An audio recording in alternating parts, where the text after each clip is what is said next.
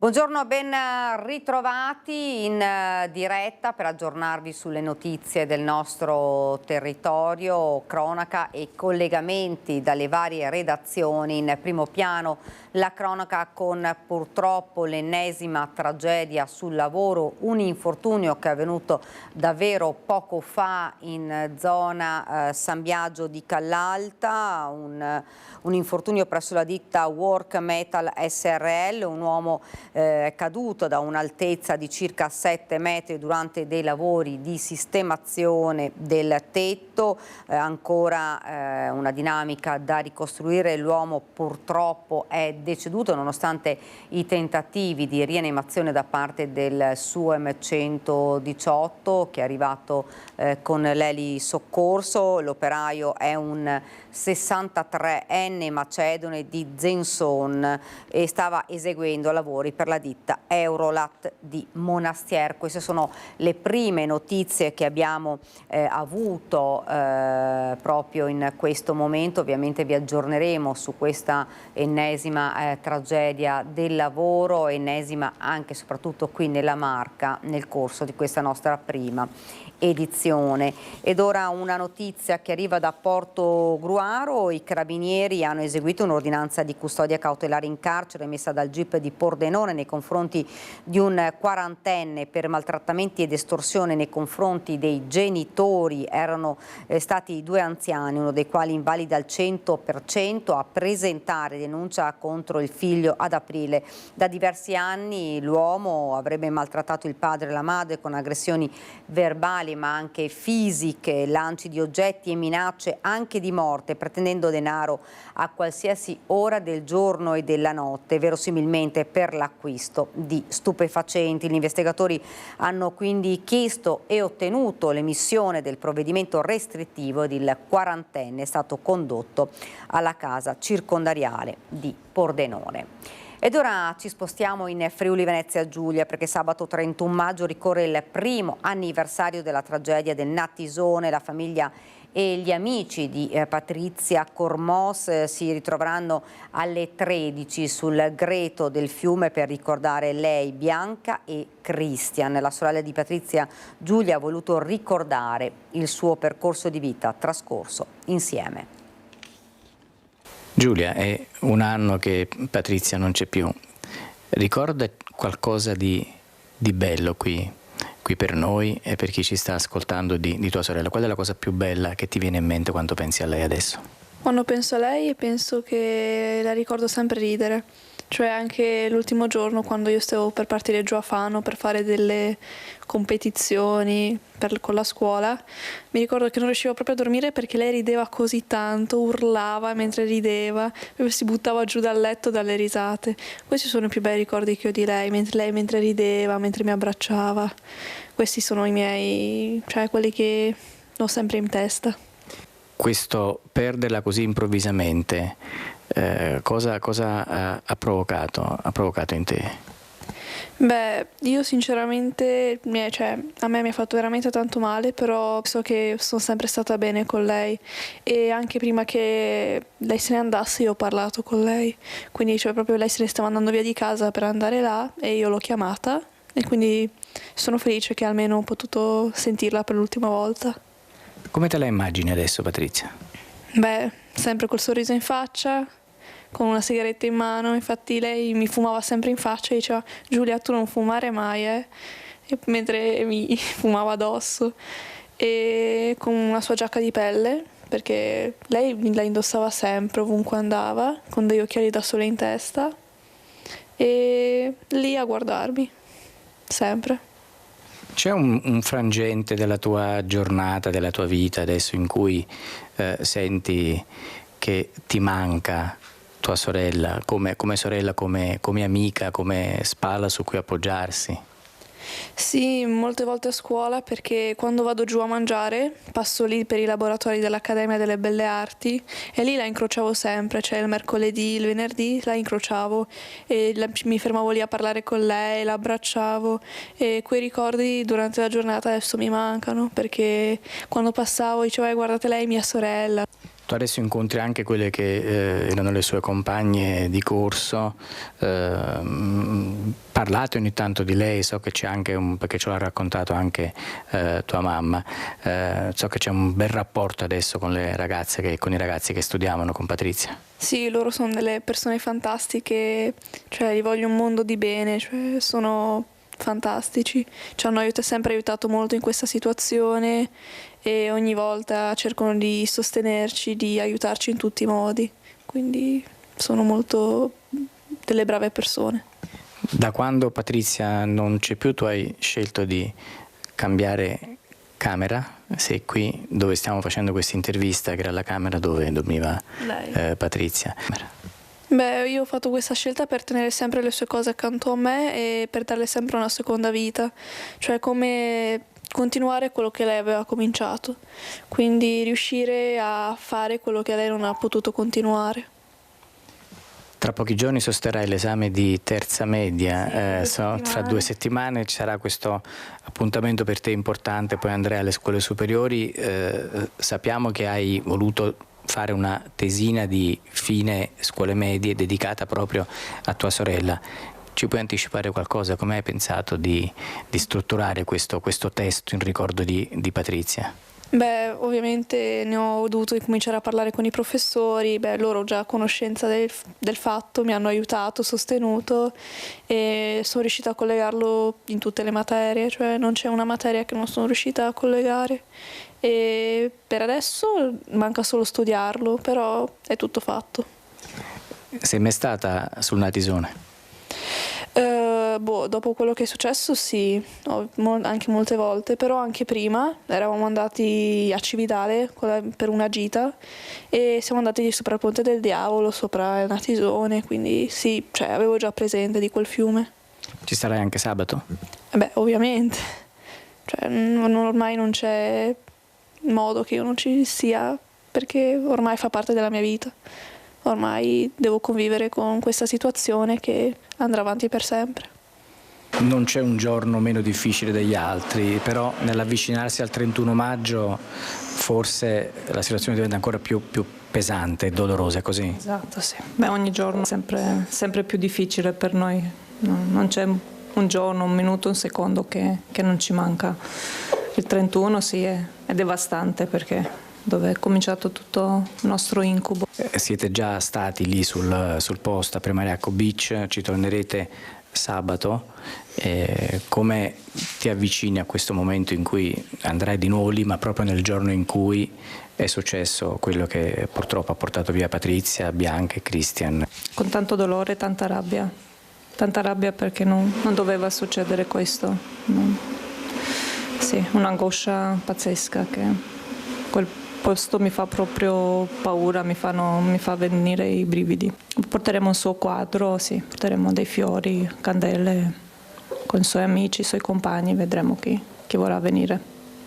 Di recente è stata intitolata l'aula conferenze dell'Accademia del Tiepolo a Patrizia, tu hai mostrato anche alcuni dei lavori che lei aveva fatto.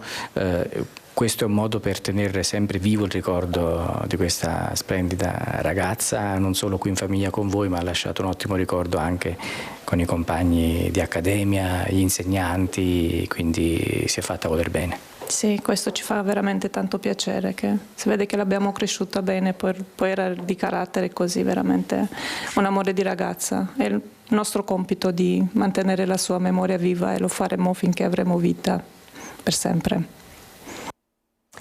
Avete sentito dunque le parole strazianti di questa mamma, di questa sorella, proprio alla vigilia purtroppo della tragedia del Natisone avvenuta il 31 maggio dello scorso anno.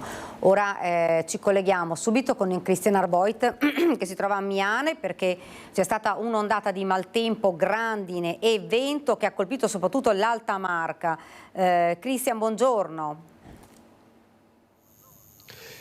Buongiorno Daniela, anche da parte di Nicoletta Rizzetto che sta curando la parte tecnica. Ci troviamo, come hai ben detto, tu a Miane, epicentro dell'emergenza che ha caratterizzato la serata di ieri tra le 20 e le 21, il cielo che ha scaricato tantissima acqua e grandine miste a un forte vento. Le scene che vedete, che vedrete nelle immagini parlano da sole e raccontano di un torrente di grandine che si è venuto proprio a creare nella zona di Miane, all'altezza del ristorante, un ristorante molto noto, il ristorante da Gigetto. Immagini che hanno fatto immediatamente il giro anche dei social. Qui con me c'è il sindaco Moreno Guizzo, che ieri sera ha istituito il COC, il centro operativo comunale, con la protezione civile, perché la situazione era grave a un certo punto verso le 20.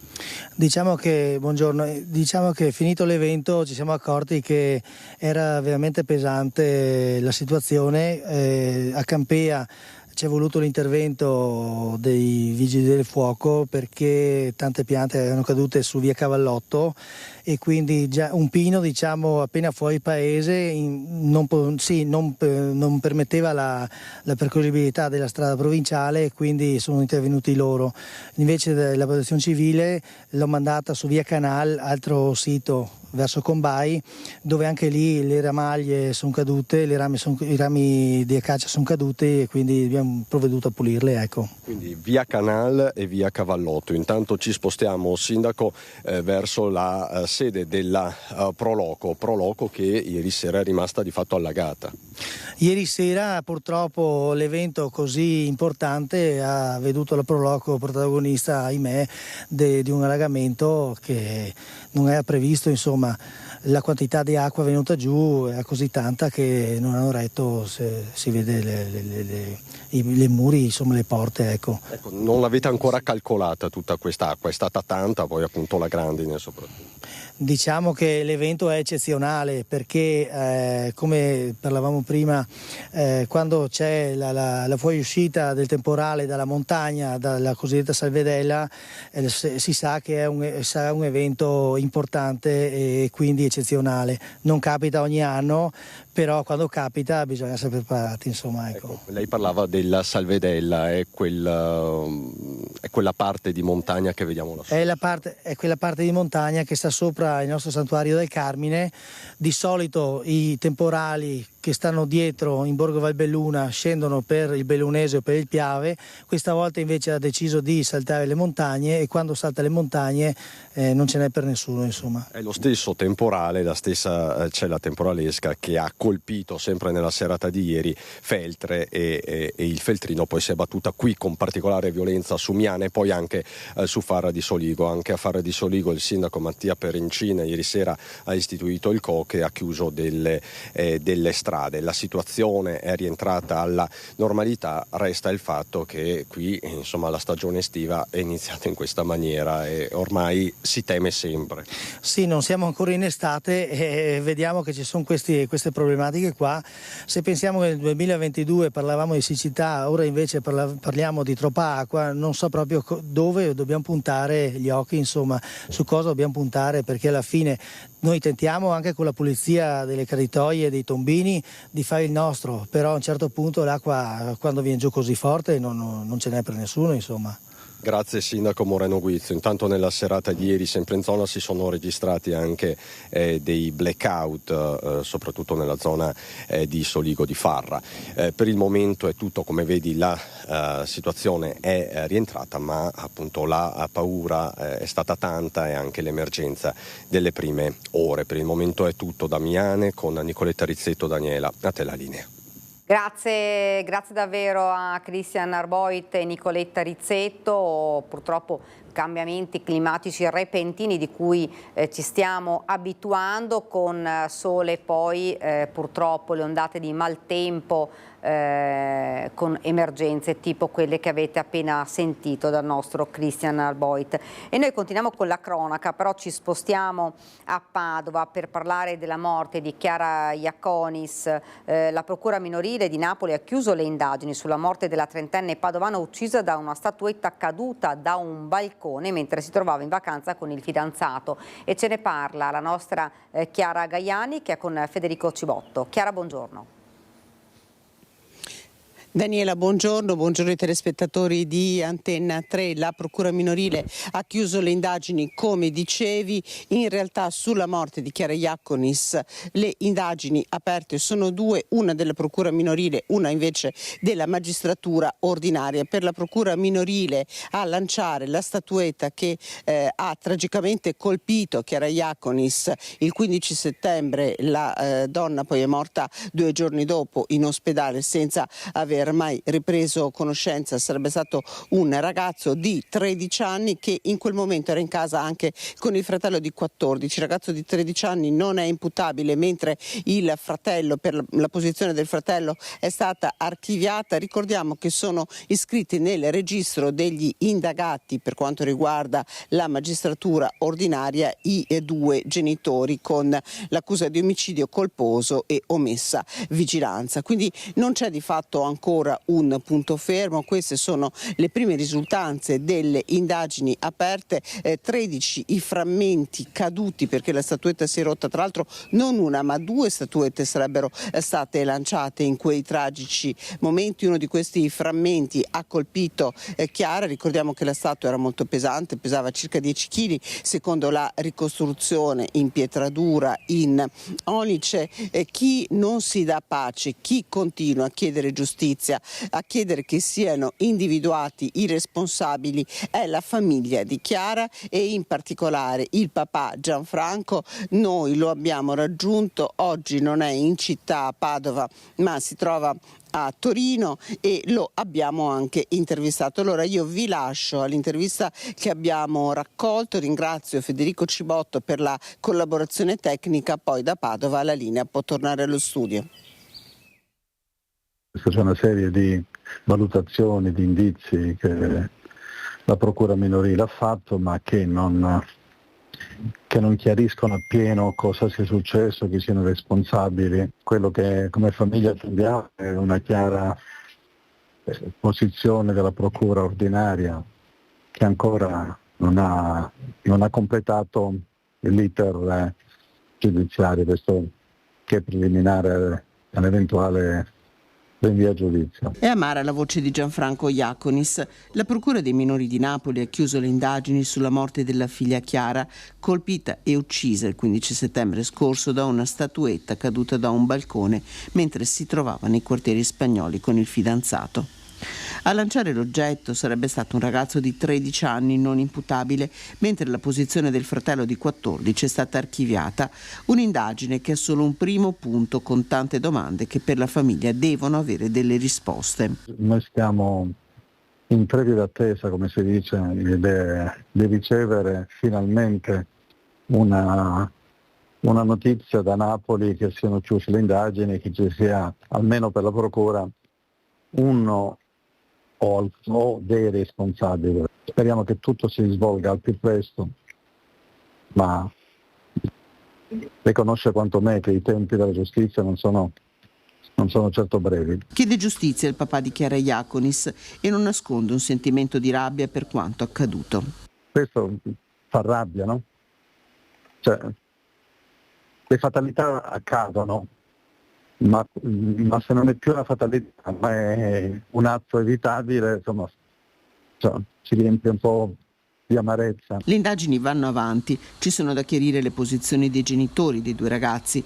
Il papà resta fiducioso, una famiglia che ha perso una figlia amatissima vuole solo giustizia. Fin dal primo giorno tutta la famiglia ha continuato ad avere piena fiducia sia negli investigatori, nei PM e sia nei nostri legali.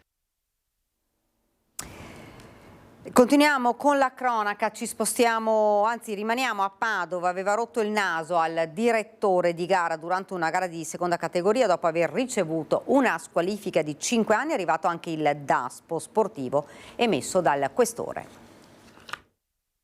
Dopo la squalifica ricevuta dalla FIGC di 5 anni per la violenta aggressione all'arbitro, un calciatore 37enne del San Fidenzio Polverara, squadra padovana di seconda categoria, dovrà stare lontano da tutti gli eventi sportivi per 5 anni, visto il daspo disposto dal questore Marco Dorisio.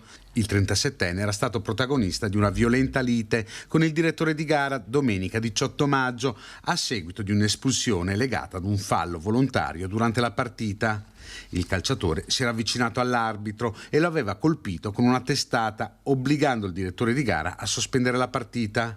Al rientro negli spogliatoi di tutta la terna arbitrale, lo stesso calciatore, con fare sempre aggressivo, si avvicinava nuovamente all'arbitro e faccia a faccia, guardando anche i due guardalinee, proferiva testuali minacce: vi spacco la faccia a tutti e tre, vi ammazzo. Solo l'intervento dei compagni di squadra ha evitato il peggio. L'arbitro, un 25enne, ha riportato una frattura nasale.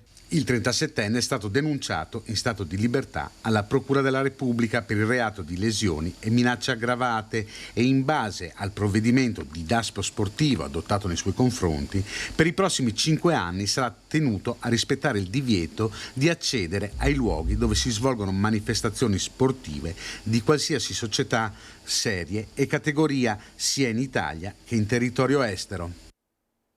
Sempre nel Padovano la morte di Edoardo Zattini, il 18enne, colpito da un pugno alla testa durante un allenamento in una palestra di Monselice. Hanno patteggiato per omicidio colposo. In cooperazione l'allenatore e i 2 rappresentanti legali della palestra.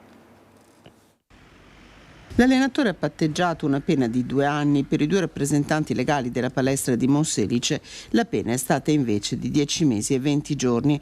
C'è un primo punto fermo nell'indagine sulla morte di Edoardo Zattin, il 18enne di Este, colpito da un pugno durante un allenamento nella palestra MUV di Monselice. Il fatto era accaduto il 22 febbraio del 2023, una giornata come le altre per Edoardo, che dopo la scuola e i compiti era entrato in palestra. Il colpo fatale, che lo ha preso in modo violento sopra l'orecchio destro, è arrivato poco dopo le 19. Immediate prima alcune manovre di rianimazione, poi il trasporto in ospedale a Padova, dove è stato dichiarato clinicamente morto il 24 febbraio a causa di una frattura della teca cranica con conseguente emorragia interna. Le indagini sono state condotte dai carabinieri, ma su quanto è avvenuto in palestra non è stato possibile ricostruire una dinamica chiara. Ed ora invece andiamo a Vicenza, perché abbiamo raccolto la testimonianza di una mamma che vuole ovviamente rimanere anonima per paura di ripercussioni, che ha raccontato ai nostri microfoni di essere stata minacciata da un tossicodipendente mentre si trovava a Campomarzo con suo figlio in passeggino. Il tossicodipendente gli avrebbe detto: o te ne vai o uccido te e tuo figlio. Sentiamo. Lei è una mamma. Ieri con il passeggino e suo figlio piccolo stavate passeggiando in prossimità dell'area giochi di Campomarzo, e a quel punto cosa è successo? Era pieno pomeriggio. Erano le 6:30 di pomeriggio, io stavo uscendo appunto dal parco giochi per bambini situato in Campomarzo, mi stavo dirigendo in centro, avevo il telefono in mano per motivi personali e uno della banda di africani che sostano quotidianamente in quella zona facendo uso di alcol e droghe, probabilmente in preda ai suoi fumi di alcol e droghe, mi ha aggredito perché era convinto che io lo stessi riprendendo, ma io di fatto non lo stavo riprendendo, al che ha iniziato ad attaccarmi verbalmente, intimandomi di andare via, di spegnere il mio telefono, perché io lì col mio telefono non ci posso stare. Mi ha incalzato con parolacce, arrivando poi fino al punto di letteralmente minacciarmi di ammazzare me e il mio bambino piccolino nel passeggino. Ha ripetuto la stessa frase: ammazzo te e il bambino se non ve ne andate, per 3 volte. Questo è uno. Poi tutti i suoi compagni, che comunque erano tra all'incirca 6 e 7 persone sempre di origini africane, lo hanno comunque supportato, lo supportavano, urlavano contro me e mio figlio nel passeggino, ripeto, perché è molto piccolo. Quindi io, spaventatissima, mi sono allontanata. Nel frattempo stavo chiamando il 112, sentivo loro da lontano che ripetevano: ma si chiama la polizia, tanto non ci fanno niente. Ringrazio le forze dell'ordine e i carabinieri perché sono arrivati immediatamente sul posto. Io ho individuato l'aggressore, che poi è stato portato via nella volante, e stamattina, giovedì 29 maggio, mi sono recata alla caserma dei Carabinieri e ho sporto denuncia. Ho paura, senza dubbio, ma non è solo Campomarzo, è tutta la zona del centro, quindi poi ci spostiamo a, non so, la zona del parcheggio Cattaneo, Giardini Salvi, Piazza Matteotti. Il centro è di fatto non è più vivibile per tutte quelle categorie che sono anche magari categorie deboli come donne, bambini, famiglie, anziani e via così. Vi sentite insicuri? Ci sentiamo molto insicuri, non riceviamo delle risposte soddisfacenti da parte delle istituzioni. Ci continuano a dire che sono percezioni, queste non mi sembrano percezioni, sono dati di fatto. Io come dato di fatto sporto denuncia, perché comunque ho un dovere anche da cittadina, un dovere civico. Rimaniamo a Vicenza, ripresi mentre si bucano in pieno giorno vicino alla materna Fogazzaro, la segnalazione delle mamme. Per noi sul posto la nostra Luisa Bertini e Simone Squarcina con Giulia Gennaro, dirigente di Fratelli d'Italia. Siamo a pochi passi dalla scuola materna Fogazzaro, dove ancora una volta i genitori hanno segnalato la presenza di chi fa uso di sostanze stupefacenti durante il giorno a pochi passi appunto dalla scuola dove sono i bambini. Io sono in compagnia con la dirigente di Fratelli d'Italia Giulia Gennaro e con due persone che vivono la zona e il quartiere. Quali sono le problematiche ancora una volta riscontrate? Giusto insomma questa settimana mi è stato girato l'ennesimo video di due tossici che stavano facendo uso di sostanze alle 9 di mattina nei pressi della scuola. Dopo 2 mesi dal nostro ultimo intervento, in cui come potete vedere sono state anche tagliate le siepi, nulla è cambiato, poiché comunque all'interno delle siepi ci sono ancora i resti di uso di sostanze, ci sono escrementi di queste persone che vengono qui e fanno un po' quello che gli pare, quindi l'amministrazione al momento non sta facendo nulla per risolvere un problema molto grave che si palesa ogni giorno nei pressi di una scuola materna molto frequentata. Ecco, un SOS che arriva anche dai residenti, perché questa non è la prima segnalazione. Poco tempo fa c'erano stati altri video proprio qui nelle vicinanze in prossimità del ponte, insomma che cosa chiedete? Assolutamente sì, risale ormai a 3 mesi fa la mia scorsa intervista, proprio nei pressi di questa zona davanti alla materna del Fogazzaro, in cui si trovava di tutto ormai, siringhe, cucchiaini, stagnole con i quali si fa questa gentaglia, e chiediamo che questo scempio possa finalmente finire una volta per tutte. Ecco, l'avete sentito, questo è l'SOS dei residenti che abbiamo raccolto. Ringrazio i nostri ospiti per essere stati con noi.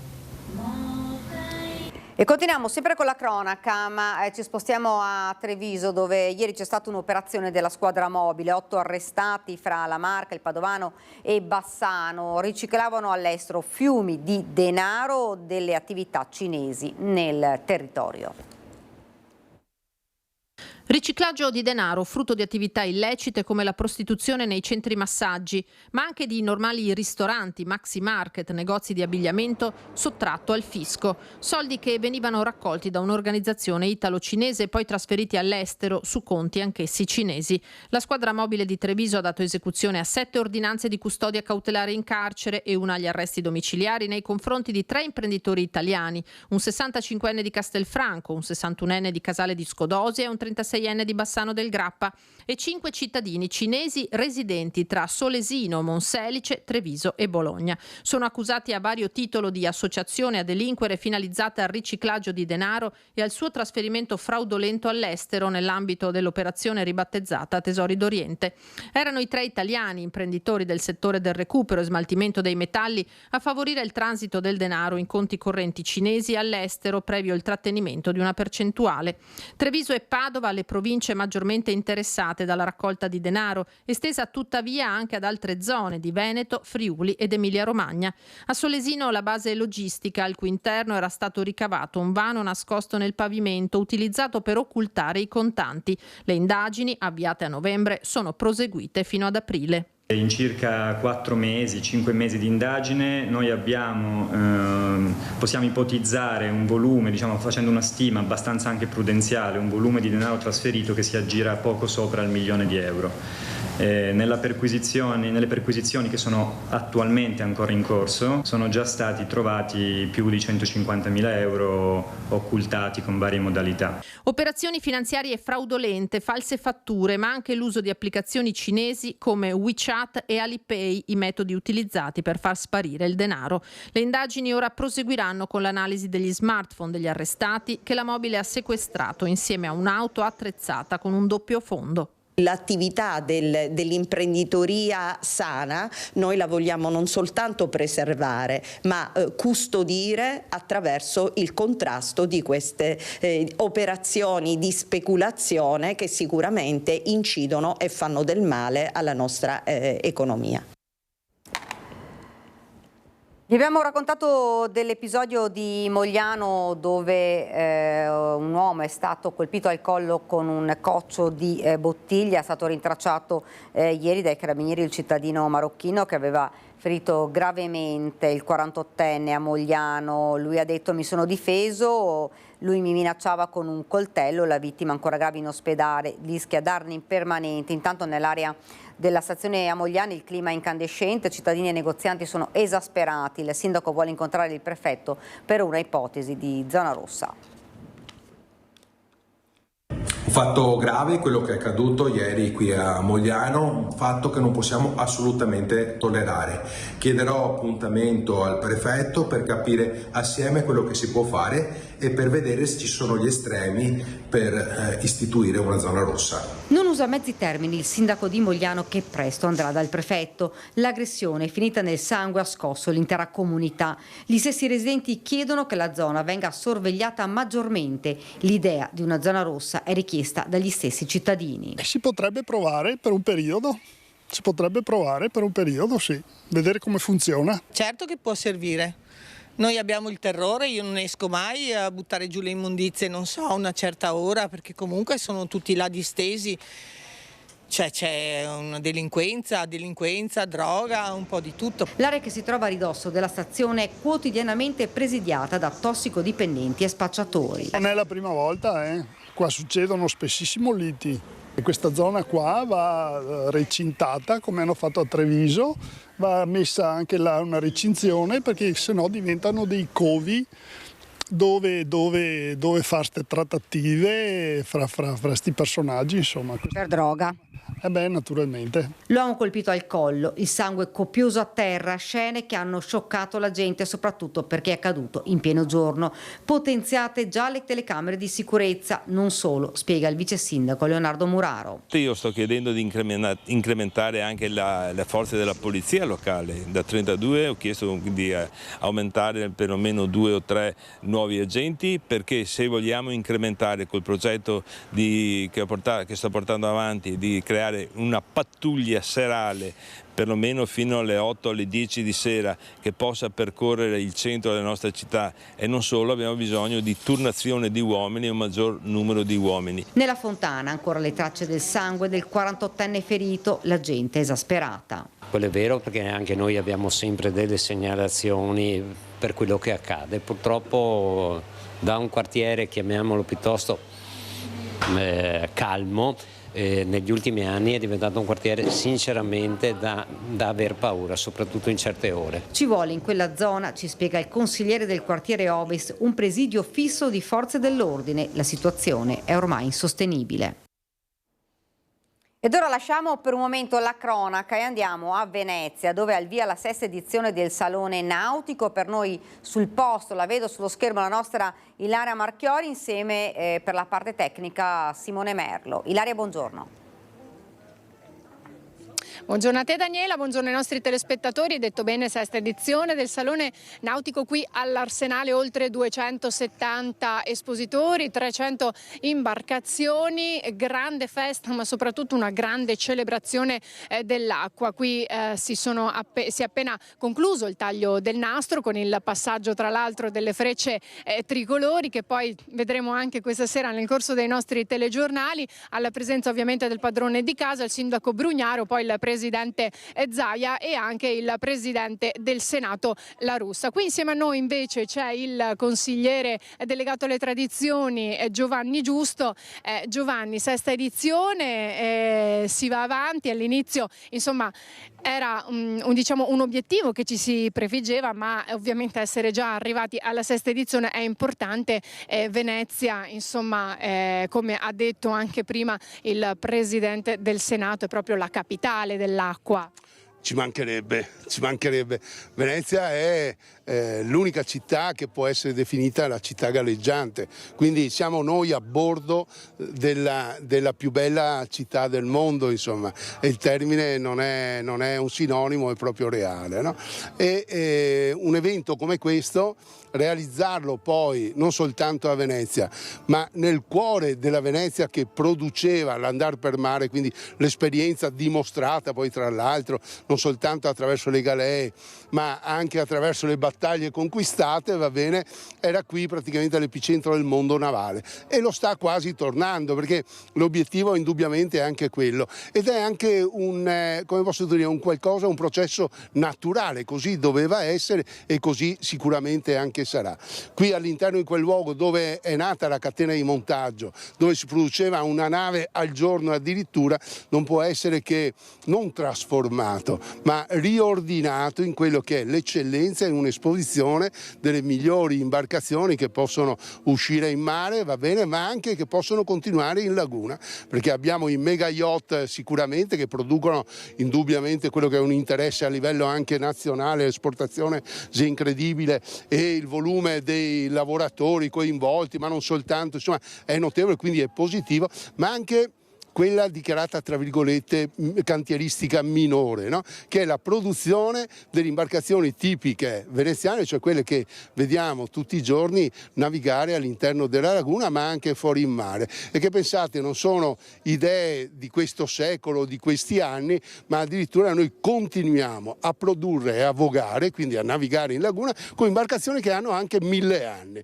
quindi sicuramente un qualcosa di non soltanto interessante ma anche che va a dimostrare quella che è stata la sapienza nel costruire, va bene, ma anche l'intelligenza di continuare nell'equilibrio di questo ambiente ad usare le stesse barche che un tempo appunto erano dedicate a quella che è la condivisione con la natura. Grazie a Giovanni Giusto, perché nessuno meglio di lui conosce le tradizioni della città e con lui c'è davvero sempre da imparare. Nonostante siamo sul territorio da tanti anni, ogni volta le perle di Giovanni Giusto sono preziose e importanti. Grazie ancora, qui dall'Arsenale è tutto, restituisco la linea allo studio. Grazie davvero a Ilaria Marchiori. Noi ora torniamo a parlare di cronaca e parliamo del delitto di Scimpetto Minaga. Andiamo a Udine perché c'è un'udienza in rito abbreviato. Per noi sul posto il nostro Francesco Pezzella. Francesco, buongiorno.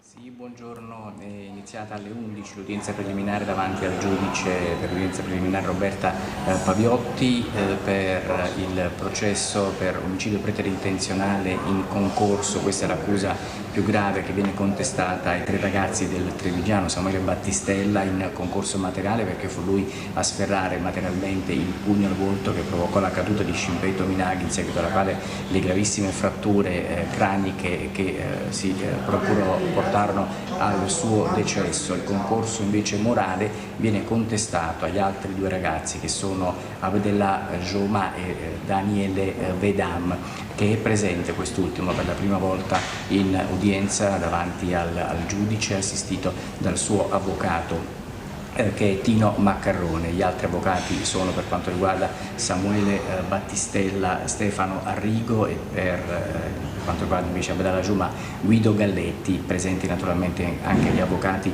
delle parti offese, che si sono costituite parti civili, sono Alberto Tedeschi sia per la moglie che per il fratello e il figlio di Scimpetto Minaga, che per Giuseppe Venturini, che è l'amico dell'imprenditore giapponese che morì in seguito a quella aggressione, che fu a sua volta aggredito. E i 3 ragazzi sono accusati anche di lesioni proprio nei confronti di Giuseppe Ventolini e di Alexander Petrov, che è uno dei due ucraini che furono aggrediti all'esterno del bed and breakfast a poche decine di metri dal buonissimo kebab, dove avvenne invece l'aggressione che risultò poi fatale per Shinpei Tominaga. In questo momento è in corso la requisitoria del pubblico ministero Laura Collini. Oggi potrebbe esserci anche la sentenza, o comunque capiremo al termine di questa udienza quale sarà la richiesta dell'accusa per quanto riguarda i 3 imputati. Ricordiamo, l'accusa più grave è quella di omicidio preterintenzionale in concorso di Shinpei Tominaga. Qui nel Tribunale di Udine è tutto per il momento, vi restituisco la linea. Grazie davvero. Ovviamente Francesco, se dovessi avere delle notizie circa la richiesta del pubblico ministero, noi siamo qui e ti ricediamo la linea. Grazie davvero. Intanto andiamo avanti, non so se abbiamo già in telefonica la nostra Marta Marangon, perché torniamo a parlare del gravissimo infortunio sul lavoro, l'ennesimo infortunio mortale avvenuto a San Biagio. Marta, buongiorno. Sì, buongiorno Daniela, buongiorno a te, telespettatori che ci stanno seguendo da casa. Siamo a San Biagio di Callalta, in via Pascoli, per raccontarvi la notizia dell'ennesima tragedia sul lavoro che si è verificata questa mattina, poco dopo le 11, presso la ditta Work Metal. Siamo in via Pascoli, poco prima di Fagarea. Perde la vita un operaio macedone di 63 anni, residente a Denson di Piave, che stava eseguendo dei lavori per la ditta Eurolat di Monastir. Dalle prime informazioni l'uomo è precipitato da un'altezza di circa 7 metri durante i lavori di sistemazione del tetto del capannone. Sul posto stanno indagando ora per accertare le cause dell'incidente, le eventuali responsabilità, i carabinieri, ovviamente i sanitari del 118 che hanno prestato le prime cure e i tecnici dello Spigal dell'ULS 2. Sul luogo stanno arrivando anche alcuni parenti dell'operaio deceduto, tutti attivi nel settore dell'edilizia, che avevano un cantiere anche qui vicino, nella zona industriale. Per il momento queste le informazioni a nostra disposizione, naturalmente vi forniremo ulteriori dettagli nel corso di questa e delle prossime edizioni dei nostri telegiornali. Grazie davvero a Marta Marangon. Come avete sentito, insomma, l'ennesimo incidente mortale sul lavoro, e continua purtroppo questa scia di sangue nei luoghi di lavoro. Ne parleremo nel corso dei nostri telegiornali, a partire dal Veneto delle 18:30 e poi con Treviso 19:30. Noi ci fermiamo qualche istante di pubblicità, poi torniamo nuovamente in studio.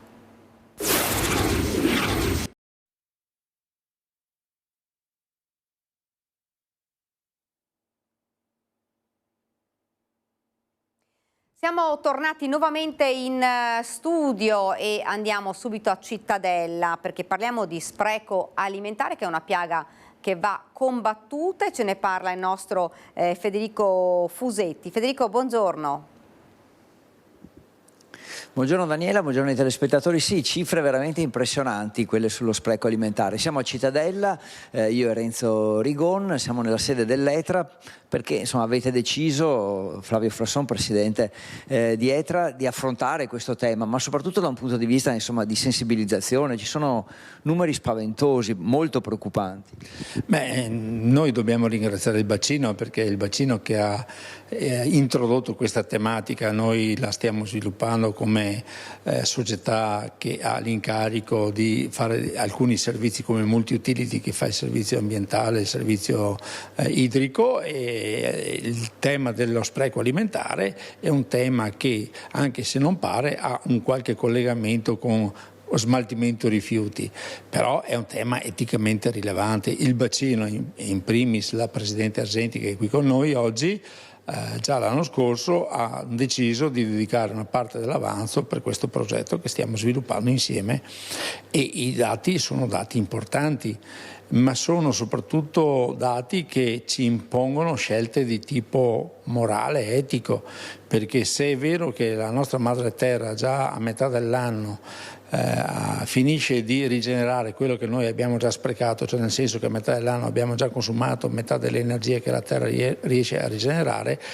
il buttare via, sprecare il cibo appunto diventa delittuoso da un punto di vista etico. Antonella Argenti, Presidente del Consorzio, lei rappresenta alla fine anche tutti i sindaci del territorio, che sono 66 quelli che fanno parte di questa zona.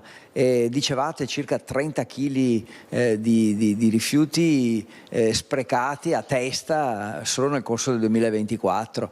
Fino all'ultima briciola si chiama questo progetto. Cosa proponete?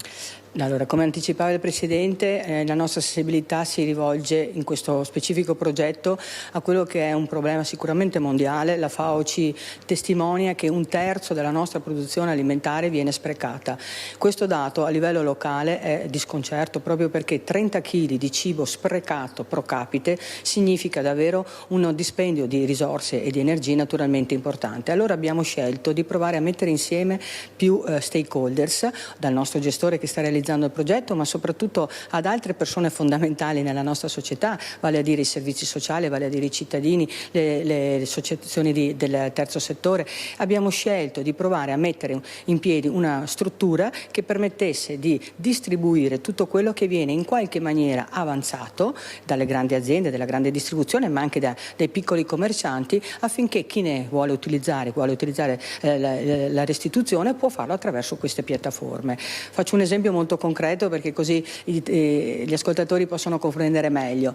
Succede a volte che la grande distribuzione avanzi un tot di prodotti, come può essere un prodotto alimentare, un pacchetto di pasta piuttosto che ne so, il passato di pomodoro, e che non possa mettere in commercio semplicemente perché è stata sbagliata l'etichettatura.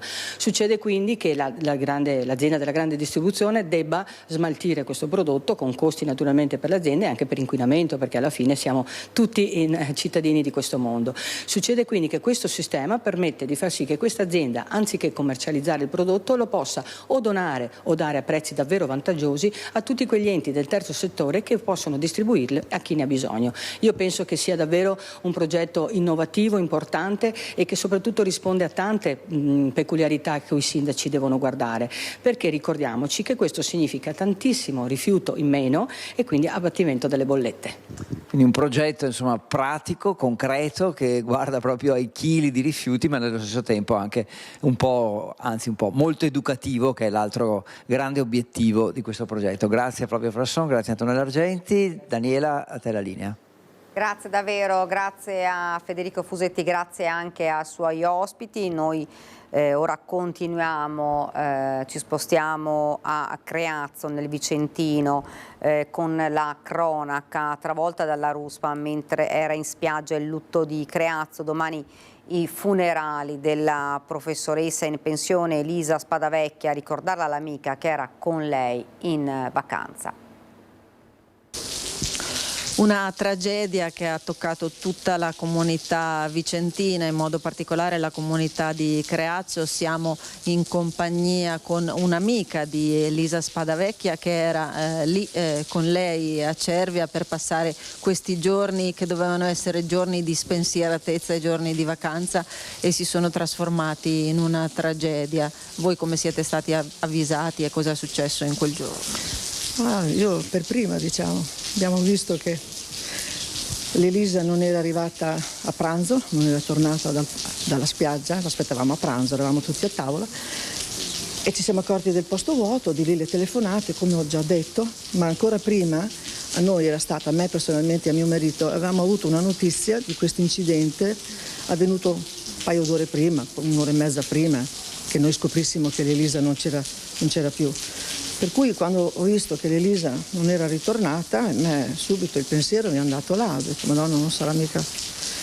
Poi abbiamo ricevuto la telefonata dei carabinieri che ha detto che avevano il telefono, ci siamo precipitati là e così abbiamo scoperto che era lei, quella signora che io sapevo essere già stata tragicamente schiacciata. Voi avevate passato qualche ora anche la sera prima ballando, insomma in spensieratezza? Abbiamo fatto dei giochi di società dove lei era la prima a iscriversi, come sempre, era molto allegra. allegrissima, sempre, gentilissima. E quindi avevamo passato in allegria quei giochi, con l'intento l'indomani poi di fare dell'altro, sulla spiaggia, di fare ancora cose.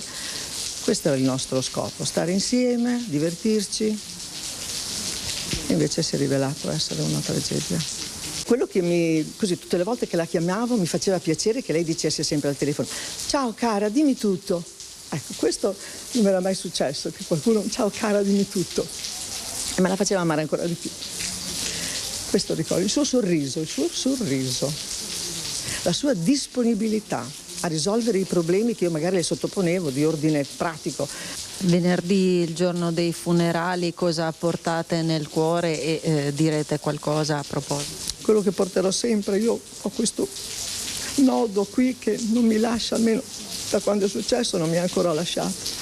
Porterò nel cuore solo sempre il suo sorriso, quello che porteremo tutti, perché era amica di tutti.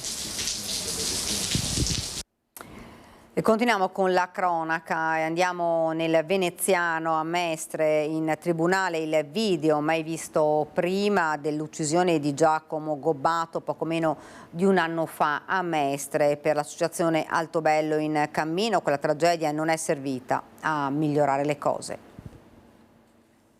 Nell'udienza per l'omicidio di Giacomo Gobbato davanti alla Corte d'Assise di Venezia è stata ricostruita la tragedia avvenuta la sera del 20 settembre scorso in Corso del Popolo a Mestre, quando Jack e l'amico Sebastiano Bergamaschi furono accoltellati dal 38enne moldavo Sergej Merieshvili per salvare una donna che lui stava rapinando. In aula sono state mostrate le immagini riprese dalle telecamere di videosorveglianza dove si vede Giacomo appena colpito al petto muovere alcuni passi poi cadere a terra. Immagini viste per la prima volta dai familiari, dalla mamma e dal fratello scoppiato in lacrime in aula avvolto nell'abbraccio della mamma.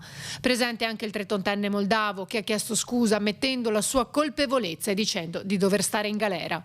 Secondo Matteo D'Angelo dell'associazione Altobello in Cammino, quello che è accaduto lo scorso settembre non ha però modificato la situazione. Episodi violenti di questo tipo si sono susseguiti, ci sono stati ulteriori accoltellamenti, si sono rinvenute sempre più ragazzini in possesso di lame e forbici, quindi sotto questo punto di vista non è cambiata. Il sacrificio di Giacomo sotto il punto di vista della maggiore attenzione delle autorità non ha portato a quello che speravamo. L'amministrazione sta dimostrando che oltre ad aver sbagliato in principio a smantellare i servizi sociali e quindi a creare e aggravare situazioni di marginalità e di esclusione sociale, lo stesso caso dell'omicida di Giacomo era un soggetto che non era pregiudicato, era un soggetto ai margini della società e sono centinaia le bombe pronte ad esplodere a Mestre, tutte conosciute dalle associazioni che vivono e operano nel territorio, sono tutte conosciute, ma l'amministrazione arriva sempre dopo. Un aspetto positivo però c'è stato, dice D'Angelo. Di positivo c'è stata una cresciuta consapevolezza della cittadinanza, consapevolezza che già aveva cominciato a crescere con le prime marce, le prime rivendicazioni del coordinamento Riprendiamoci la città e poi è esplosa con la grande manifestazione organizzata dagli amici di Giacomo, dai ragazzi del Rivolta. E la consapevolezza che ci si salva tutti assieme, ci si salva solo se tutti assieme si lavora per il bene della città, per il bene comune. L'omicidio-suicidio di Lamon, non ci sarà un funerale per Vladislav Gaio che ha ucciso il figlio 17enne Riccardo prima di togliersi la vita. È ancora forte l'emozione per la morte di Riccardo, ucciso dal padre Vladislav, che dopo il terribile gesto compiuto si era a sua volta tolto la vita sparandosi. Per lui non ci saranno funerali. Dopo la cremazione le ceneri verranno affidate al comune. Era stato subito deciso che l'ultimo saluto a Riccardo Gaio e Vladislav Gaio sarebbero stati dati in forma separata. Dopo i funerali dello sfortunato 17enne, al di là della pregressa certezza dei due funerali distinti, era rimasto il dubbio di cosa sarebbe accaduto ai resti mortali dell'assassino. Il funerale di Riccardo era stato celebrato dal vescovo ed era stata attivata una raccolta fondi per mamma e sorella. Ora è arrivata la notizia che a quel funerale non ne farà seguito un secondo.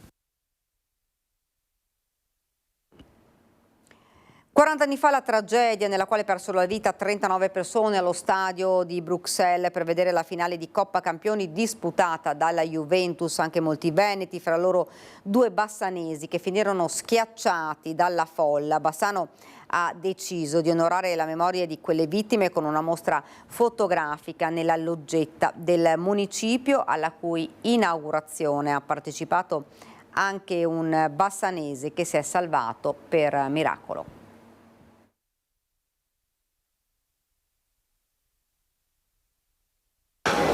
Quarant'anni fa, proprio in questo giorno, il mondo scopriva che si può morire andando a vedere una finale di Coppa dei Campioni. 40 anni fa il disastro, la tragedia delle Iselle, persero la vita 2 bassanesi, ma c'erano anche altri bassanesi in quello stadio. C'era il signor Danilo Tassotti. Che cosa si ricorda di quel giorno? Mi ricordo che sono cose che faccio fatica anche a parlare adesso, dopo 40 anni, ma non ho dormito per 10 giorni, non ho più dormito alla notte, mi sono sempre stato. E cosa vuol dire? È successo di tutto, purtroppo è successo di tutto e si poteva evitare. Non si può fare una finale come campioni in uno stadio così. Uno stadio che tutta la gente si ammassava sui portoni e i portoni si aprivano per dentro. E dopo tiravano le bottiglie rotte, rompivano le bottiglie e tiravano le bottiglie. Le cose che a spiegare, è impossibile spiegare proprio come è andata la storia. Però sta meglio che si è fatta la partita, perché se no c'era del disastro, se no facevano la partita succedeva sicuramente un disastro. Signor Tassotti, lei come ha fatto a salvarsi? Era in una zona in cui non si sono verificati le... Era nella zona, proprio anche nella zona che ero dietro, davanti avevo 57 persone per terra. Io, purtroppo sono passato sopra anche, so se erano vive o morte, però purtroppo a un certo punto devi salvarti. E niente, dopo ero accompagnato con un mio amico. Per fatalità questo mio amico era un interista, no? E ci siamo salvati anche perché lui mi ha tenuto proprio con forza, perché se cadevo ero morto. Cosa dire? Sono cose che mi trovo là perché ho visto, sembrava la zona più sicura. Appena entrati ho visto un po' la maretta degli inglesi. Andiamo là che il posto più era uguale, era uguale perché era uguale. Siamo salvati, è stato un miracolo, non so che, perché purtroppo succede che cosa che io non ho più visto una partita da 40 anni fa, solo qualche mezzo tempo per televisione, ma al stadio non sono più andato. Noi con questa testimonianza da brividi, da pelle d'oca, veramente vogliamo introdurre la mostra che è stata allestita nella loggetta del municipio di Bassano del Grappa. Qui sono riportate le 39 vittime, ricordiamo anche 2 bassanesi. Ci sono delle foto, ci sono dei materiali straordinari di quell'epoca, perché il motto è sempre quello, per non dimenticare. E noi rimaniamo nel Vicentino perché sono riprese questa mattina all'alba a Recoaro le ricerche del 33enne scomparso, impiegati anche droni, elicottero e cani molecolari. Continuano le ricerche del 33enne di Arzignano, del quale non si hanno più notizie da quando si è allontanato da casa martedì, il cui cellulare risulta spento. Avviate a seguito della segnalazione della scomparsa, le ricerche si sono concentrate nell'area attorno al rifugio Campogrosso, dove è stata trovata parcheggiata la sua auto. Le forze in campo hanno perlustrato le zone limitrofe, trasportate in quota anche dall'elicottero della Guardia di Finanza, che ha effettuato i sorvoli. Presenti anche 3 cani molecolari dell'Associazione Nazionale Carabinieri e del Soccorso Alpino, nonché numerosi piloti di droni del Soccorso Alpino e dei Vigili del Fuoco. Al momento una trentina di persone si sono distribuite sul territorio nelle zone assegnate. Soccorso Alpino della Delegazione Prealpi Venete, del Trentino, della Guardia di Finanza, Vigili del Fuoco con unità cinofile di superficie e carabinieri forestali. E da ieri sera è scattato un altro allarme per la scomparsa di un uomo, un 60enne, le cui ricerche sono in corso a Valdagno. Ed ora ci fermiamo qualche istante di pubblicità, poi torniamo nuovamente qua in studio.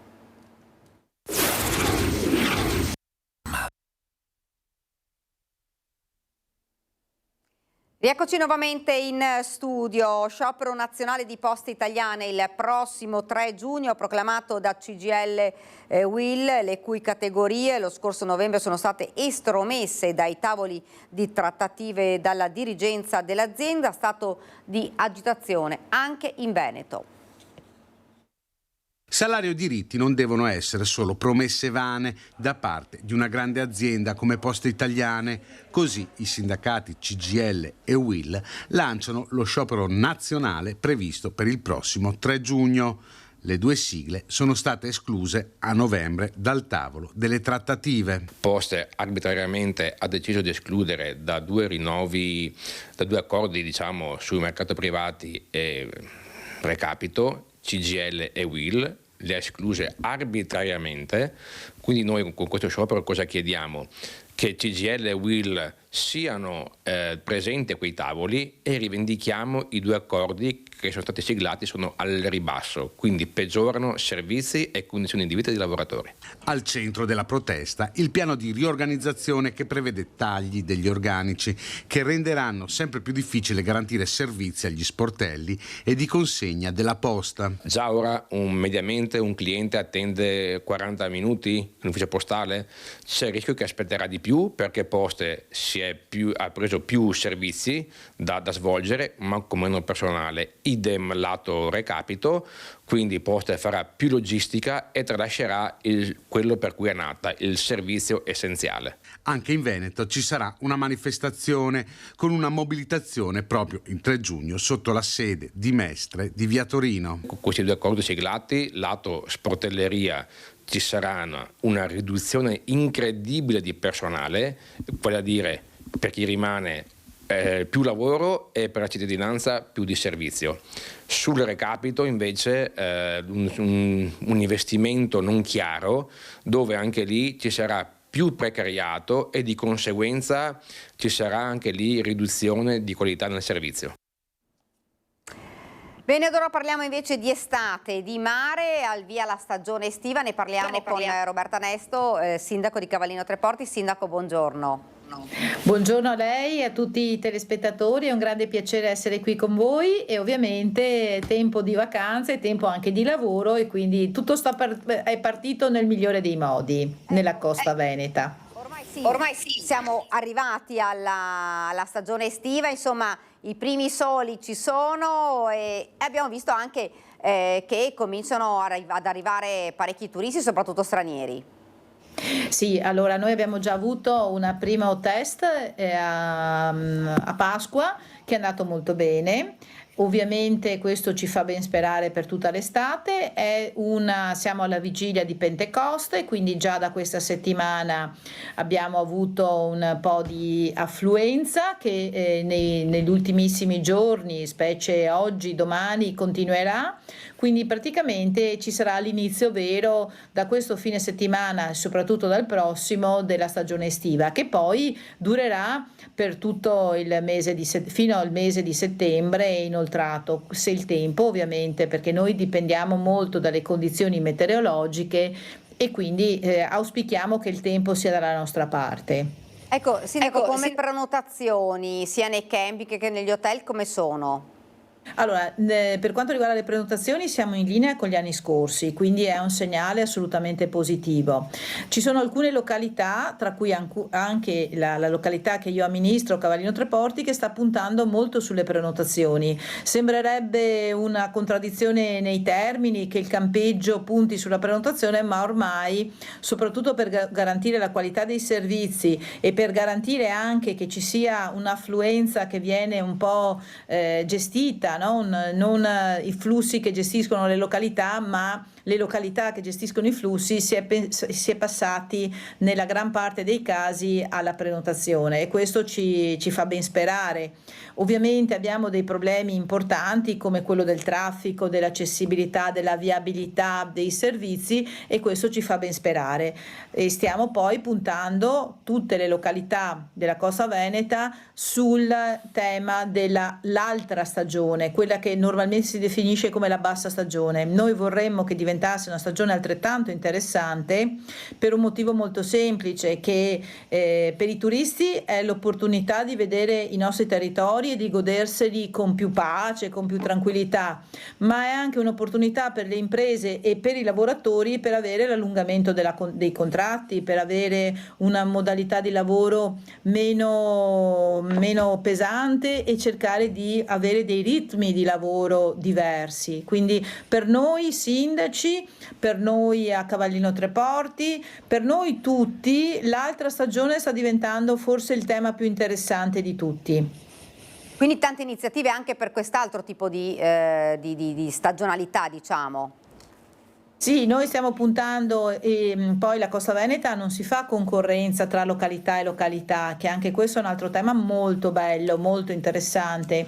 Ogni località sta puntando sugli hotel e sulla recettività, sugli eventi sportivi, piuttosto che sulla palestra all'aria aperta come Cavallino, Bibbione sull'extra alberghiero, Caorle su questo borgo meraviglioso, sugli eventi, sullo sport anche Caorle. Quindi ogni città balneare della Costa Veneta si sta contraddistinguendo per le sue tipicità e per le sue peculiarità, e questo ci porta a rendere la Costa Veneta il primo distretto d'Italia per il turismo, porta le nostre località ad essere le prime della classe, ma non soltanto per presenze turistiche, perché sarebbe riduttivo. Sono sicuramente le prime della classe per presenze turistiche, ma sono anche le prime della classe come attenzione, come servizi, come PIL, cioè c'è un insieme di indicatori che stanno diventando veramente molto importanti anche per la sostenibilità del turismo. Dopodiché, come sindaco di Cavallino, mi permetta una battuta, sono molto contenta perché anche quest'anno siamo i primi della classe, cioè prima spiaggia d'Italia per presenze turistiche, prima spiaggia del Veneto ovviamente, e quinta località turistica dopo Roma, dopo Milano, dopo Venezia e dopo Firenze c'è Cavallino Treporti, quindi una grande soddisfazione, ma ci va di pari passo una grande responsabilità.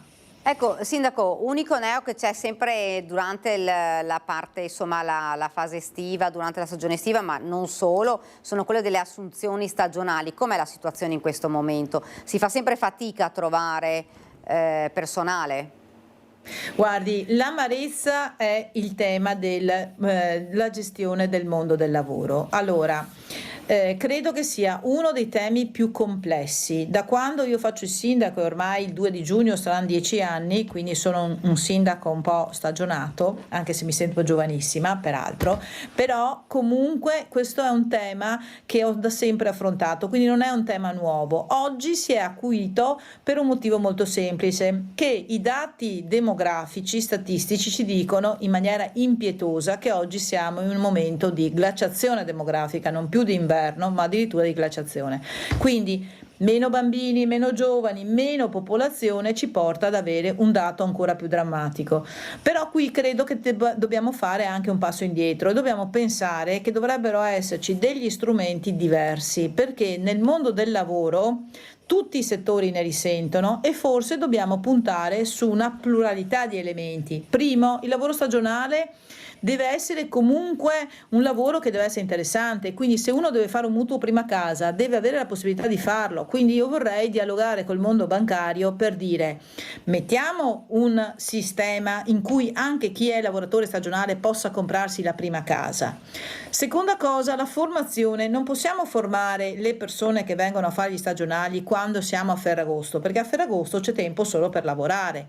Dovremo avere un sistema che consenta di assumere i lavoratori precedentemente per formarli, e quindi che ci sia anche un regime di fiscalità previdenziale di aiuto per gli imprenditori che assumono un mese in più per formare queste persone che non stanno dietro il bancone ma fanno il corso prevenzione incendi piuttosto che di primo soccorso, la formazione spiccia. Terzo aspetto, vogliamo cercare di rendere il lavoro nel turismo un po' più interessante, perché non possiamo pensare di far ragionamenti come quelli passati. I ragazzi, ma non solo i ragazzi, oggi vogliono qualità di vita, qualità di lavoro, e quindi dobbiamo pensare al lavoro stagionale in altri termini. Quarto e ultimo aspetto, io credo che veramente dobbiamo fare un'azione di promozione generale, perché in Costa Veneta si sta tanto bene, si vive bene, la qualità del vivere è alto, e quindi dobbiamo pensare di rafforzare i servizi per le nostre comunità, perché se si sta bene a viverci arrivano anche i lavoratori. Una domanda: se il fatto di allungare la stagione o comunque di rendere insomma anche un'altra stagione, diciamo l'altra stagione appetibile, questo potrebbe acuire questo problema? Della mancanza di lavoratori? Sì. Ma allora, nel breve periodo, io le dico la mia opinione, quindi dopo non è detto che la mia opinione sia quella che, però io sono un'attenta osservatrice e anche molto curiosa. Ritengo che nel primo periodo potrebbe acuire il problema, ma nel lungo periodo ci dovrebbe portare dei risultati, e le dico il perché. Perché nel momento in cui io riesco a sviluppare una sinergia di mezzi, quindi il lavoratore ha più mesi ed è come lavorasse tutto l'anno, il lavoratore trova risposta ai suoi bisogni di vita, che non sono proprio tantissimi, cioè ognuno di noi vuole una casa, uno stipendio e mantenere la propria famiglia e poter avere anche il tempo delle ferie, volendo brutalizzare i concetti. Quindi se il lavoratore stagionale lavora un po' di più e lavora un po' meglio, probabilmente diventa più interessante questo lavoro. Quindi nel lungo periodo facciamo un investimento che diventa importante per essere attrattivi. Quindi credo che solo nel lungo periodo potremo misurare questi risultati, e sono convinta che sarebbero veramente positivi. Dunque, test importante, quello di questo fine settimana, dovrebbe anche esserci il sole, e questa sarebbe la partenza per questa stagione estiva. Guardi, io lo prenderò sicuramente, perché a me piace stare al sole, quindi vi aspetto. Grazie davvero Sindaco, grazie. Grazie, buon lavoro. Grazie. Noi andiamo avanti e torniamo a Treviso, perché questa sera, cioè la seconda edizione del concerto per mio figlio, che si terrà all'Odissea di Spresiano, un appuntamento da non perdere per dare la possibilità di sostenere progetti per la pediatria di Treviso. Un gran concerto, perché abbiamo più di 100 artisti in palcoscenico, con Orchestra Regionale Filarmonia Veneta e coro, ma poi tanti altri protagonisti che faranno parte di questa serata così speciale. Il concerto, giunto alla sua seconda edizione, si terrà giovedì 29 maggio alle 20:45 nella sala dell'Odissea a Spresiano, una serata che ha l'obiettivo di rendere possibile la realizzazione di progetti importanti per la pediatria e per la cura dei piccoli pazienti. Per questo il ricavato sarà devoluto interamente all'associazione per mio figlio. Tutti i nostri progetti sono decisi dal nostro comitato scientifico, che è organizzato attraverso le riunioni dei primari delle varie pediatrie e dei vari reparti materno-infantili, con la presidenza del dottor Stefano Martellossi. In particolare, fra poco verrà inaugurato uno dei progetti, è stato terminato di recente, la Stanza dei Sogni, e per questo ci vedremo fra molto poco, così come un restyling, una ristrutturazione del giardino dell'Osi della pediatria. Speriamo di poter aver tutto esaurito come l'anno scorso, spiega il presidente dell'associazione per mio figlio Andrea Rizzo. Non è solo un concerto, è musica che unisce e che aiuta i bimbi ricoverati. Tante le novità in questa serata speciale. Ci saranno delle novità, una la rivelo subito. Avremo il compositore Francesco Sartori, che ha composto probabilmente la romanza ormai più famosa del mondo, che è Con te partirò. Quest'anno Con te partirò compie 30 anni e abbiamo il compositore al pianoforte che ci farà una grande sorpresa e saremo tutti assieme poi per eseguire questo brano di successo mondiale. L'appello del sindaco di Spresiano Marco Della Pietra: ogni presenza è un contributo e un inno alla solidarietà. Ci saranno anche tanti ospiti e qualche sorpresa che renderà l'evento ancor più unico. Una tradizione che va tenuta viva, una bellezza da conservare. Il gran concerto, ha spiegato Francesco Benazzi, direttore generale dell'ULSS 2. Fra poche ore all'Odissea si abbasseranno le luci per ascoltare le note di un grande concerto. Dal 31 maggio parte la Tredicina in preparazione della festa di Sant'Antonio che si celebra il 13 giugno, un cammino di fede e devozione con la basilica aperta e pronta ad accogliere pellegrini di speranza nell'anno del Giubileo. Un cammino nel nome del santo, la sua basilica pronta ad accogliere pellegrini da ogni parte del mondo in questo 2025, anno giubilare nel segno della speranza. Partirà sabato 31 maggio il cammino di preparazione alla festa di Sant'Antonio, 13 giorni in cui comunità cristiane in arrivo da tutto il Triveneto e per la prima volta anche le arciconfraternite pregheranno insieme chiedendo a frate Antonio di illuminare i passi con il dono della virtù teologale su cui Papa Francesco ci ha chiamato a riflettere aprendo l'anno del Giubileo, segnato poi dalla sua morte e dall'elezione al soglio pontificio di Papa Leone XIV, agostiniano come lo stesso Sant'Antonio prima di abbracciare l'ordine francescano. Una grande gioia accogliere i pellegrini, quasi 1 milione lo scorso anno, quelli transitati nella Cappella delle Reliquie, racconta il rettore della Basilica, padre Antonio Ramina. È sempre bello poter toccare con mano e sperimentare questo ricostituirsi del popolo antoniano attorno alla sua devozione. Credo che sia un bel momento per condividere un clima di festa e anche di preghiera. Con i pellegrinaggi delle diocesi del Triveneto, anche quelli di comunità e associazioni ecclesiali, domenica 8 giugno presiderà la celebrazione delle 11 il cardinal Marcello Semeraro, prefetto del Dicastero per le cause dei santi, che celebrerà la messa per i genitori colpiti dalla perdita di un figlio. La messa delle 18 di domenica 8 giugno sarà poi presieduta dal cardinale Matteo Zuppi, arcivescovo di Bologna e presidente della CEI, che accompagnerà il pellegrinaggio della comunità di Sant'Egidio. Ed ora parliamo di scuole ed Olimpiadi. La provincia di Belluno ha lavorato in questi mesi per mettere a posto tutti i tasselli di un mosaico complesso nel quale l'unica competenza provinciale riguarda il servizio di trasporto pubblico. Dovevamo attendere da Dolomiti Bus i dati che sono arrivati la settimana scorsa, a dire il presidente della provincia Roberto Padrin. Non mancano però le risposte polemiche.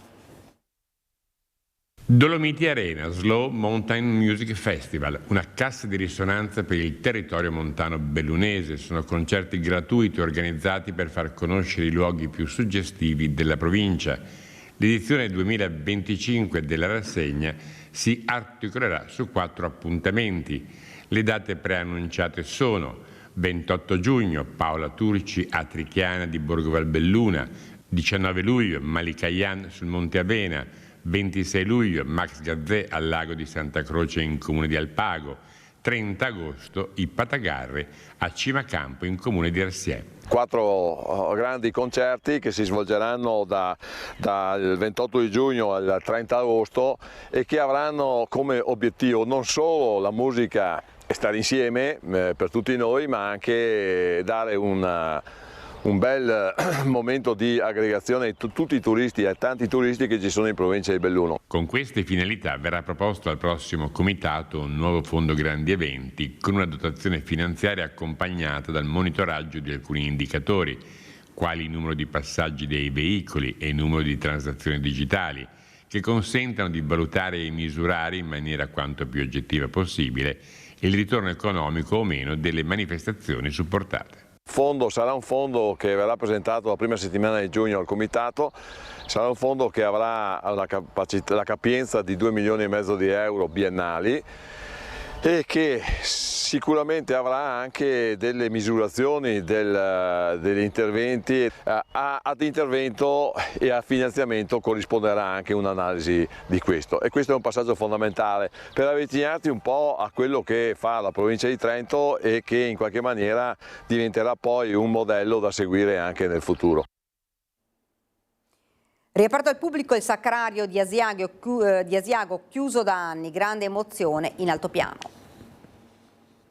Un arco, un parallelepipedo bianco, luccicante di marmo nel mare di verde dell'altopiano dei 7 comuni a 2 passi dal centro di Asiago. Questo è il Sacrario dell'Aiten. Si aspettava da tanto tempo la riapertura delle aree che si possono visitare.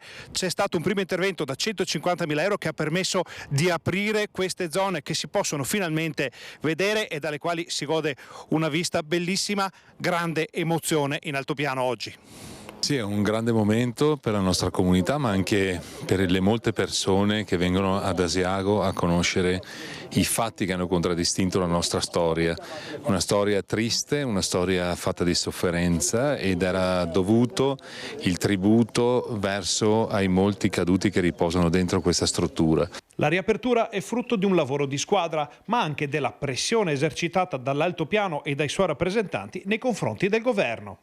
Il fatto che sia stato riaperto è certamente un fatto significativo, perché abbiamo dovuto operare con molta sollecitazione verso gli organi di governo, e grazie alla sensibilità del generale Rispoli e grazie alla sensibilità anche del governo, il ministro Crosetto, sottosegretario Rauti, siamo riusciti a conseguire questo obiettivo, che è un obiettivo di rispetto verso la memoria dei caduti e di molte persone che vengono sull'altopiano apposta per conoscere i fatti che hanno caratterizzato il nostro territorio. Il Sacrario non custodisce solo le spoglie di 54.000 caduti, più della metà dei quali rimasti senza nome. Custodisce soprattutto la memoria di quel che è stato e con essa le storie di chi ha vissuto ed è morto sull'altopiano nel carnaio della Guerra Grande. Come Adolfo Ferrero, che scrisse una lettera piena di vita ai familiari poco prima di andare all'assalto dell'Ortigara. Quella lettera, perduta e ritrovata, è fra i cimeli del piccolo museo dell'Aiten. E anche il sottosegretario alla difesa ha voluto soffermarsi davanti a quel volto e a quelle righe in un momento di grande coinvolgimento. Questo luogo sacro racconta la storia, racconta anche una storia di eroismo, di battaglie, ma anche è diventato un luogo di riconciliazione, perché qui riposano le spoglie note e ignote di soldati italiani ma anche austro-ungarici, quindi è davvero un luogo di memoria collettiva e condivisa. Ci sono stati atti di eroismo e anche queste lettere sono dei racconti autentici di ragazzi giovanissimi che hanno scelto di mettere la patria al di sopra di tutto, anche al di sopra della loro vita.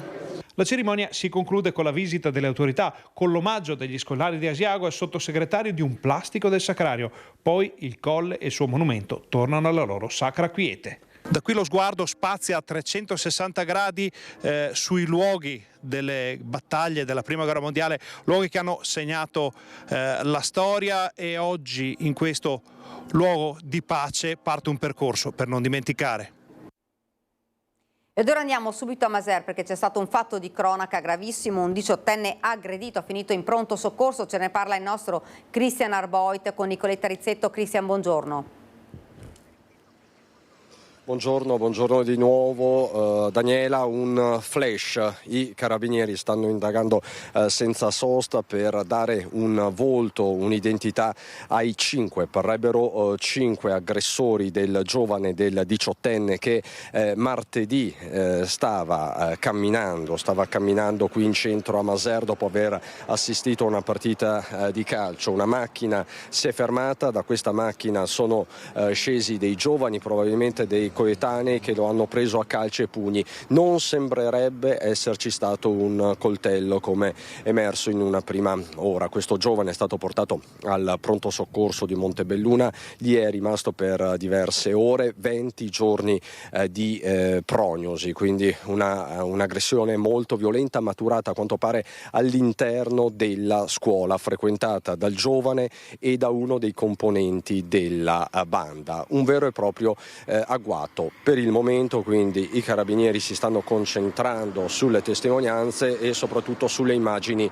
delle telecamere che qui a Maser, come potete vedere, non mancano. Per il momento è tutto. Daniela, con Nicoletta Rizzetto ti restituisco la linea da Maser. Grazie davvero a Cristian Arboit e Nicoletta Rizzetto. Ovviamente continueremo a parlare di questo grave fatto nel corso dei nostri telegiornali di questa sera alle 19:30 con Treviso. Ora lasciamo la cronaca e parliamo di musica per far conoscere le Dolomiti, 4 concerti gratuiti in località suggestive per portare la gente a scoprirli.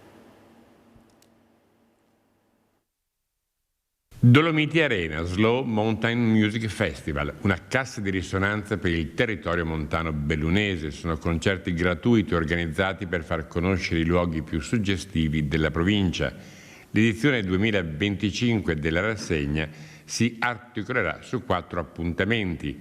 Le date preannunciate sono 28 giugno Paola Turci a Trichiana di Borgo Valbelluna, 19 luglio Malikayan sul Monte Avena, 26 luglio Max Gazzè al lago di Santa Croce in comune di Alpago, 30 agosto i Patagarre a Cimacampo in comune di Arsiè. 4 grandi concerti che si svolgeranno dal 28 di giugno al 30 agosto e che avranno come obiettivo non solo la musica e stare insieme per tutti noi, ma anche dare un bel momento di aggregazione di tutti i turisti e tanti turisti che ci sono in provincia di Belluno. Con queste finalità verrà proposto al prossimo comitato un nuovo fondo grandi eventi con una dotazione finanziaria accompagnata dal monitoraggio di alcuni indicatori, quali il numero di passaggi dei veicoli e il numero di transazioni digitali, che consentano di valutare e misurare in maniera quanto più oggettiva possibile il ritorno economico o meno delle manifestazioni supportate. Sarà un fondo che verrà presentato la prima settimana di giugno al Comitato, sarà un fondo che avrà la capienza di 2,5 milioni di euro biennali e che sicuramente avrà anche delle misurazioni degli interventi. Ad intervento e a finanziamento corrisponderà anche un'analisi di questo, e questo è un passaggio fondamentale per avvicinarti un po' a quello che fa la provincia di Trento e che in qualche maniera diventerà poi un modello da seguire anche nel futuro. Ed è davvero tutto per questa nostra prima edizione. Io ringrazio Antonio Esposito e Alessandro Granziera, i nostri registi, e vi do appuntamento sempre per la prima edizione per domani. Grazie davvero per averci seguito, arrivederci.